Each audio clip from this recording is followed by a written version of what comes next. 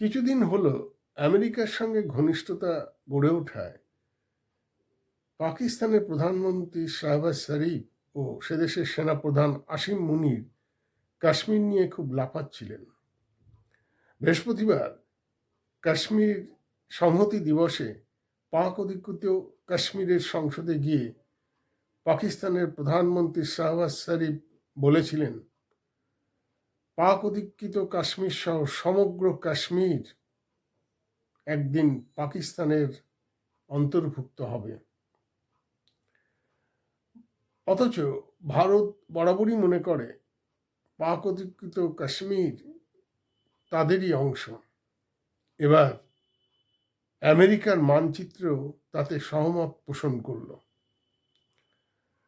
ভারতের সঙ্গে আমেরিকার বাণিজ্য চুক্তি নিয়ে যৌথ বিবৃতি প্রকাশের পর ট্রাম্প প্রশাসন যে মানচিত্র প্রকাশ করেছে তাতে দেখা যাচ্ছে পাক অধিকৃত কাশ্মীর সহ সমগ্র কাশ্মীর এবং আকসাই চীনকে ভারতের অংশ বলে দেখানো হয়েছে।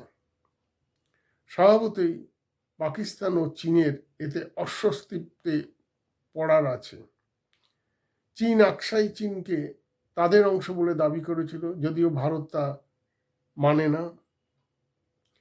অন্যদিকে পাকিস্তানও দাবি করেছিল পাক অধিকৃত কাশ্মীর তাদের এবং ভারতের অংশটাও তাদেরই অন্তর্ভুক্ত হবে।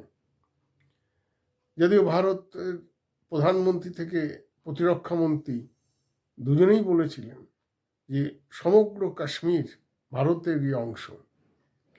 এবার ট্রাম্প প্রশাসনের মানচিত্রে সেটাই দেখানোয় পাকিস্তানকে চরম অস্বস্তিতে পড়তে হলো।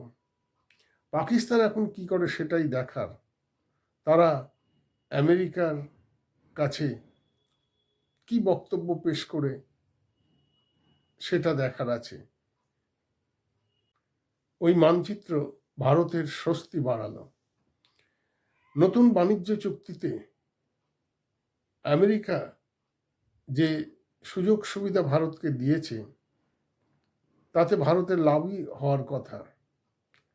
50% শুল্ক নামিয়ে এনেছে 18%, যা পাকিস্তান ও বাংলাদেশ এবং শ্রীলঙ্কার থেকেও কম। এবার মানচিত্রে ভারতের দাবি বৈধতা পেল বলে মনে করা হচ্ছে।